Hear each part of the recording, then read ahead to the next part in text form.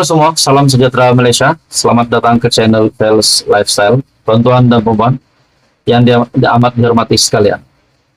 Saudara-saudara, di Malaysia ini kita perlu menghormati satu dengan yang lain. Bukan sahaja di kalangan rakyat Malaysia, tetapi di kalangan kepimpinan politik. Jadi saudara-saudara, terdapat banyak syarat-syarat dari netizen. Berpolitik biarlah sopan, berpolitik biarlah jangan keterlaluan. Jangan ada yang sampai menyentuh kedudukan Raja-Raja Melayu, kedudukan yang di Pertuan Agong, dan semua sultan di Malaysia. Saudara-saudara, dalam sebuah artikel dari sinarharian.com, bagi saya ini satu tajuk berita yang pasti menggemparkan dan perlu didengar ramai orang. Teguran Raja-Raja Melayu perlu dijunjung. Saudara-saudara, di dalam artikel ini, muka depan Sinar Harian pada Kamis memaparkan tajuk Titah Raja Melayu. Ia mengambil titah 4 Raja Melayu, termasuk yang di Pertuan Agong, Al-Sultan Abdullah Yayatuddin Al-Mustafa Billah Shah, sempena Al-Hijrah 1445H. Yang di Pertuan Agong menitahkan rakyat Malaysia supaya menjauhkan budaya fitnah, hasad dengki, dan prasangka yang tidak mendatangkan faedah kepada bangsa dan negara. Sultan Perak, Sultan Nazrin Muizuddin Shah pula berharap agar rakyat Malaysia melakukan penghijrahan minda dengan mengubah budaya bermusuhan kepada berkawan. Sultan Terengganu, Sultan Mizan Zainal Abidin, menegur sentimen mementingkan diri, semangat berpuak-puak dan bermusuhan disebabkan perbezaan pahaman politik, kepartian dalam kalangan masyarakat. Sementara Sultan Kedah, Sultan Salehuddin, Sultan Badli Shah tidak berkenan dengan perbuatan menggunakan platform masjid sebagai tempat berpolitik sehingga menimbulkan tidak keharmonian dalam kalangan umat Islam. Keempat-empat titah tersebut menyentuh isu keharmonian dalam kalangan rakyat Malaysia yang dilihat semakin terhakis. Titah baginda ada benarnya. Kita boleh melihat sendiri bagaimana keharmonian masyarakat terjejas akibat perbuatan fitnah dan hasad dengki. Pemimpin yang sepatutnya menjadi contoh kepada rakyat berterusan menyerang musuh politik dengan fitnah. Bahkan menjelang pilihan raya negeri tidak lama lagi, ada pemimpin berani memainkan isu sentimen yang menyentuh sensitiviti kaum, agama, dan raja berperlembagaan.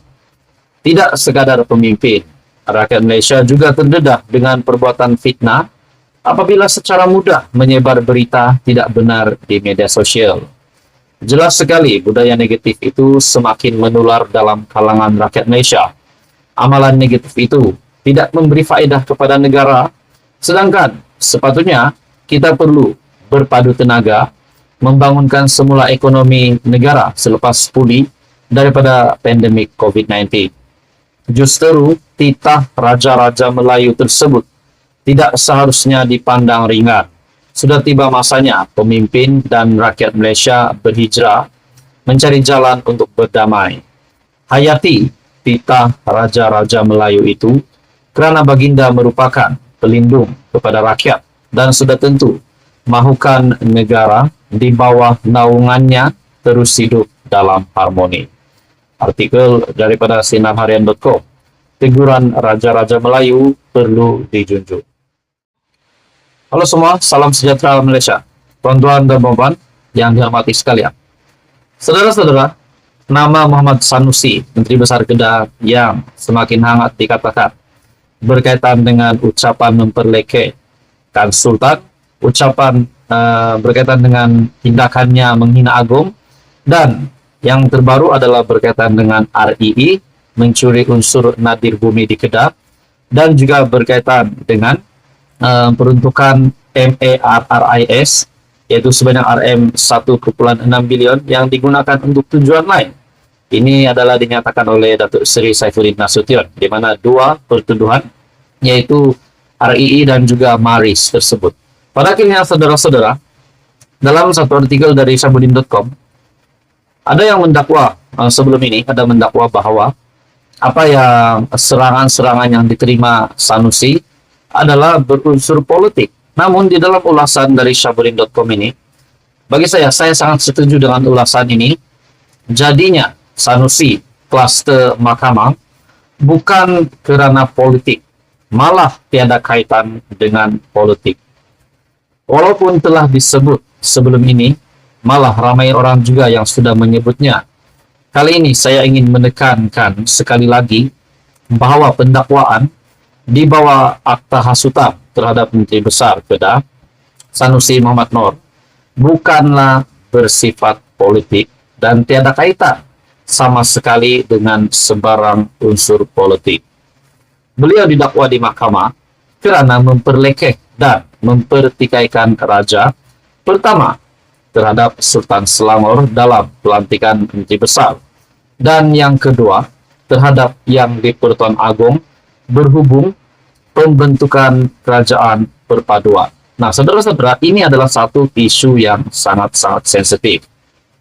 Dakwaan mempertikaikan Sultan Selangor dan Agong itu dibuat Sanusi dalam ucapan terbuka yang bererti ia memperlihatkan kecenderungan untuk menghasut dan membangkitkan perasaan tidak setia kepada raja. Bila kita sebut tentang tidak setia kepada raja, saudara-saudara, di dalam komen channel ini, banyak yang saya terima di dalam komen, ruangan komen di dalam video yang saya ada post sebelum ini, mengatakan Sanusi patut keluar daerah lah, Sanusi patut ditendang, diusir dari Malaysia lah, Sanusi patut ditangkap lah di Sabang lah, dan sebagainya.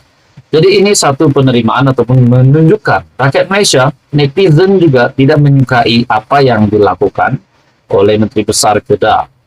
Saudara-saudara, dalam artikel ini lagi, ataupun artikel dari Syahbudin.com, harus difahami bahwa pelantikan Menteri Besar adalah hak serta budi bicara Sultan sesebuah negeri, dan memperlekeh pelantikan yang dibuat Sultan adalah bererti sama seperti memperlekeh kebijaksanaan Baginda.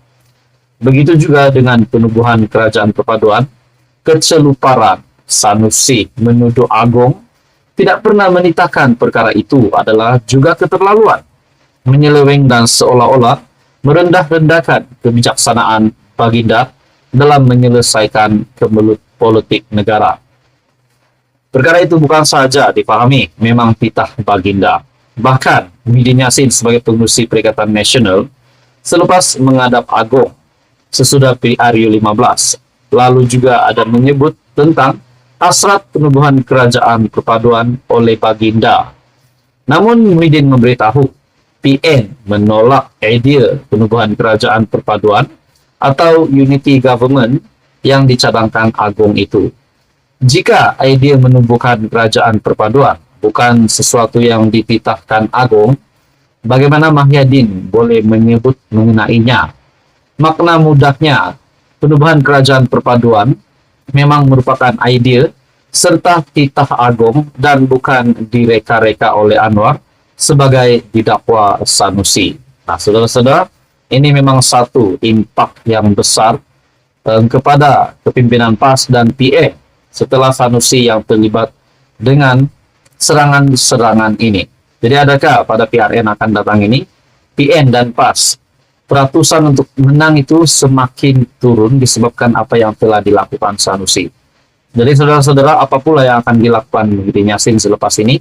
Setelah kepimpinan PN ataupun kepimpinan PAS, di mana PAS adalah anggota komponen di dalam Gabungan Perikatan Nasional. Adakah Sanusi memang tidak akan bertanding pada PRN ataupun bagaimana? Jadi saudara-saudara, apa komen Anda? Teruskan bersama di dalam channel ini untuk info yang seterusnya. Mohon bantu channel ini dengan menekan butang like, share, dan subscribe. Halo semua, salam sejahtera Malaysia. Selamat datang ke channel Fels Lifestyle. Tuan-tuan dan puan-puan yang amat dihormati sekalian, Menteri Besar Kedah Sanusi sekali lagi dengan satu kejutan. Setelah nama Menteri Besar Kedah yang menjadi viral baru-baru ini berkaitan dengan ucapan beliau yang memperlekeh Sultan, dan ada juga mengatakan bahwa beliau ini telah menghina yang di-Pertuan Agong. Nah, akhirnya saudara-saudara, Sanusi telah berhadapan dengan dua pertuduhan. Namun saudara-saudara, kita rakyat Malaysia menolak perkara yang menyentuh sensitiviti raja-raja di Malaysia. Tuan-tuan, akhirnya satu lagi pendedahan. Ini adalah berkaitan dengan dua isu. Dua isu, yaitu yang pertama adalah REE dan yang kedua adalah peruntukan Sistem Maklumat Rekod Jalan Raya Malaysia MARRIS sebanyak RM1.6 bilion untuk tujuan lain. Di mana dalam sebuah artikel dari BH Online, menurut Menteri Besar Kedah Sanusi kepada Saifuddin, wajib saman, tak boleh biak dah. Sanusi kepada Saifuddin. Menteri Besar Kedah Datuk Seri Muhammad Sanusi memberitahu pihaknya sudah menghantar notis tuntutan kepada Menteri Dalam Negeri Datuk Seri Saifuddin Nasution Ismail kerana didakwa memfitnahnya berhubung dua isu berasingan. Beliau berkata, surat tuntutan itu berkaitan dakwaan Saifuddin bahawa beliau, yaitu Menteri Besar Kedah Sanusi, mencuri unsur nadir bumi REE yang memang hangat dikatakan di media pada hari ini. Mencuri unsur nadir bumi REE di Kedah dan menuduhnya menggunakan peruntukan Sistem Maklumat Rekod Jalan Raya Malaysia sebanyak RM1.6 bilion untuk tujuan lain. Nah, saudara-saudara, kalau Sanusi mahu melawan perkara ini, kita berfikir, kenapa Datuk Seri Saifuddin Nasution membuat kenyataan ini? Kalau apa yang dinyatakan ataupun apa yang didakwa Datuk Seri Saifuddin berkaitan dengan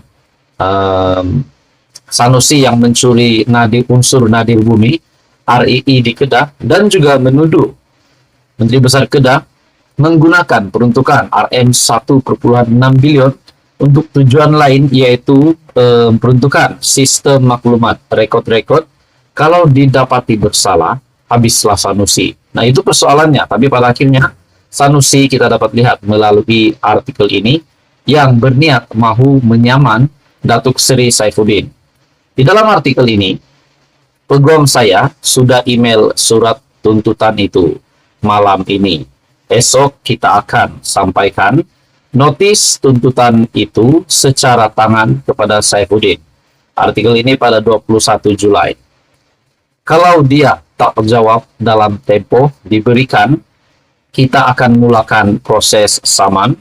Wajib dah saman, tak boleh biak dah, katanya ketika berucap pada himpunan munajat perdana malam tadi. Ahad lalu, media melaporkan Muhammad Sanusi mencabar akan mengambil tindakan undang-undang terhadap Seri Saifuddin berhubung isu dana MARIS dan REE. Muhammad Sanusi berkata, maklumat dinyatakan Menteri Dalam Negeri itu tidak benar kerana bersifat mengelirukan, berniat jahat untuk memfitnah dan bermotifkan politik. Namun saudara-saudara, yang bermain di pikiran saya secara pribadi, adakah Datuk Seri Saifuddin membuat dakwaan itu, yaitu berkaitan dengan REE dan MARIS adalah bukan bertujuan politik, tetapi memang untuk menegakkan keadilan? Kalau benar apa yang dinyatakan Datuk Seri Saifuddin Nasution, habislah Sanusi. Adakah dengan ini Sanusi akan mendapat hukuman yang berganda-ganda selain daripada pertuduhan di bawah akta hasutan dengan ucapan yang memperlekeh Sultan dan menghina yang di-Pertuan Agong? Jadi kita memang menolak perkara ini. Namun apakah pula nasib Sanusi selepas ini? Saudara-saudara, menurut Anda, apa komen Anda? Teruskan bersama di dalam channel ini untuk info yang seterusnya. Mohon bantu channel ini dengan menekan butang like, share, dan subscribe.